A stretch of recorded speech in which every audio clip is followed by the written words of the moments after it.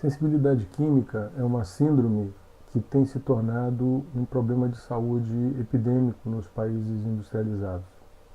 A sensibilidade química é um tipo de alergia que tem uma natureza diferente das alergias que nós conhecíamos no século XX. As alergias mais estudadas no século XX eram as alergias anafiláticas, mediadas por IgE, e no final do século XX a gente começou a estudar as intolerâncias, que são as alergias mediadas por IgG. A sensibilidade química é uma síndrome que tem uma natureza diferente.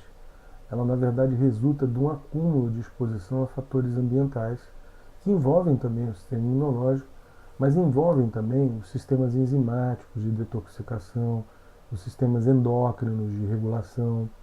Na verdade, a sensibilidade química é uma síndrome inflamatória do sistema do tripé neuroimunoendócrino.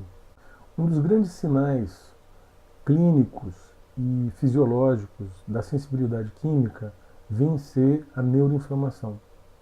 A neuroinflamação ela pode ser relacionada com testes que identifiquem que o indivíduo tem um problema funcional chamado desautonomia do sistema nervoso autônomo. Testes que nos permitem diagnosticar a desautonomia do sistema nervoso autônomo, nós temos a termografia funcional.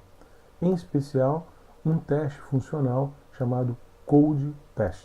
É um caso clínico para vocês, no qual a termografia foi um grande aliado no sentido de nos diagnosticar a desautonomia como uma primeira evidência de que essa paciente que eu vou apresentar para vocês, ela era portadora de uma sensibilidade química.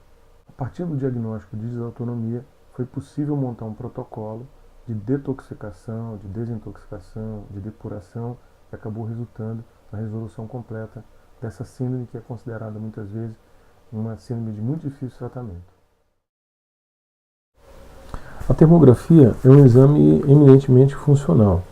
É um exame no qual você visualiza na pele o funcionamento do sistema nervoso autônomo.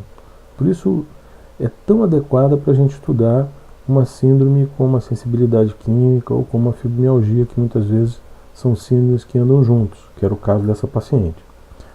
Vocês podem observar que a região frontal da testa dessa paciente está com uma temperatura elevada e existe o que a gente chama de olheiras térmicas na paciente.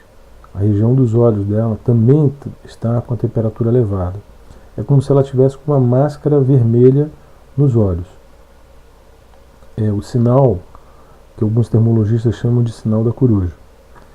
Ao lado, saindo do nariz, vocês percebem que existem focos hiperradiantes drenando em torno da boca. Isso é um sinal de que está havendo uma inflamação no aparelho respiratório. Esse é um sinal muito frequente nos pacientes com sensibilidade química. Vocês percebem que as mãos, os dedos das mãos em especial, estão com a temperatura muito baixa. Isso significa dizer que é uma vasoconstricção.